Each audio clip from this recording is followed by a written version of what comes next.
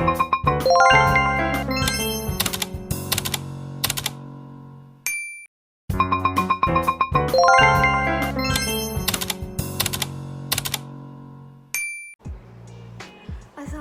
warahmatullahi wabarakatuh. Hai semuanya, perkenalkan nama saya Zara Kila Besari dengan NIM 270249282 dari program studi Teknologi Pulp dan Kertas kelas B angkatan 2020 Universitas Riau.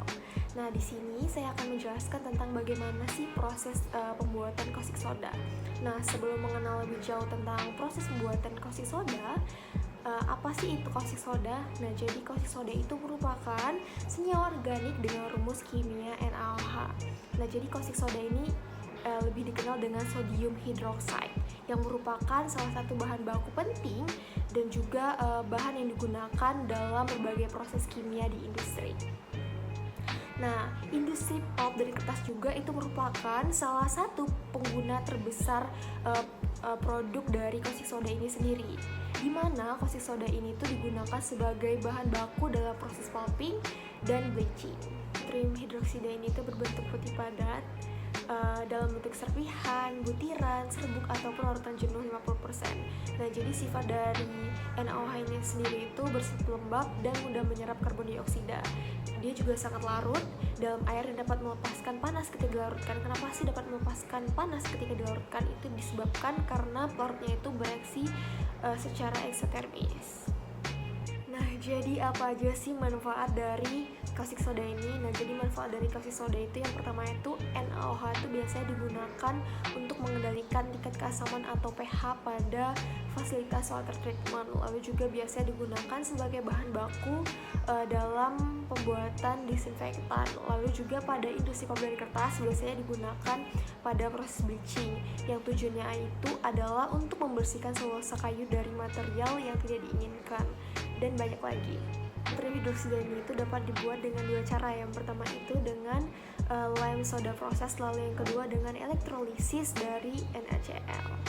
Cara membuat natrium hidroksida yaitu pertama yaitu lime soda proses. Nah, pada proses ini bahan yang digunakan itu adalah soda as atau Na2CO3 dan lime atau CaOH 2 kali. Nah, adapun reaksinya itu yang terjadi sebagai berikut. Nah, metode yang dilakukan itu adalah larutan Na2CO3 itu dicampur dengan CaOH 2 kali yang menghasilkan larutan NaOH dan CaCO3. Nah, setelah dipisahkan, maka larutan NaOH tadi itu dipekatkan untuk menghasilkan konsentrasi NaOH yang lebih diinginkan.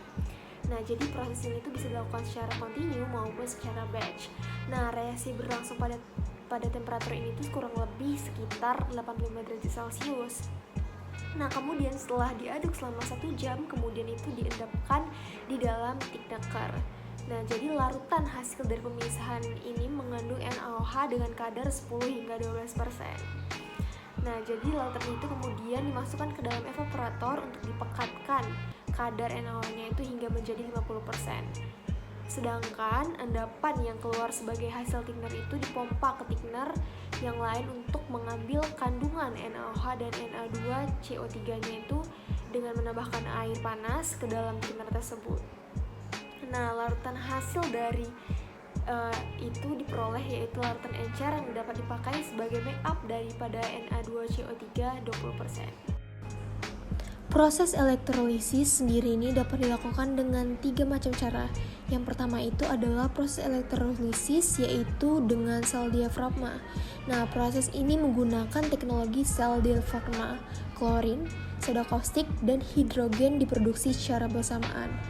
Air garam jenuh memasuki kontrapermanen anoda dari sel, di mana gas klor itu dibebaskan. Fungsi dari diafragma adalah untuk memisahkan air garam dari larutan kaustik atau efluen pada sisi katoda yang juga di mana gas hidrogen dilepaskan. Dalam sel diafragma yang dipakai sebagai anoda itu adalah grafit dan sebagai katoda digunakan besi atau platina. Diafragma dibuat dari abses yang mudah dilalui oleh ion-ion tetapi sukar dilalui oleh molekul. Diafragma ini memisahkan anoda dan katoda. Prinsipnya adalah sebagai berikut.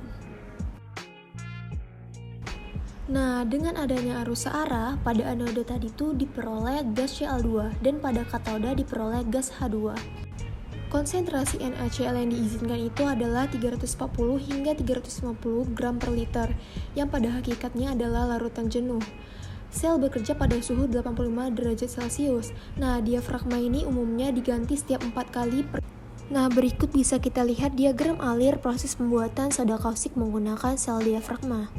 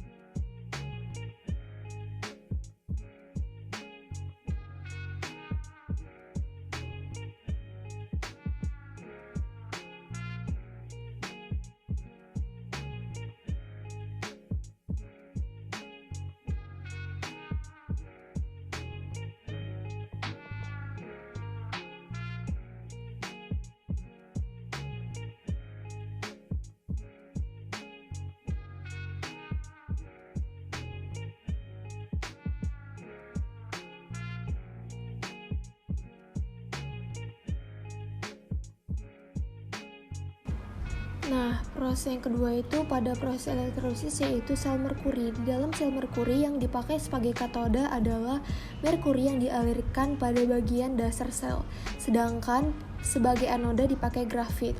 Larutan NaCl yang telah dimurnikan dialirkan di antara kedua elektroda tersebut dan membentuk NaHg pada katoda dan gas Cl2 pada anoda. Selanjutnya itu adalah proses elektrolisis yaitu sel membran.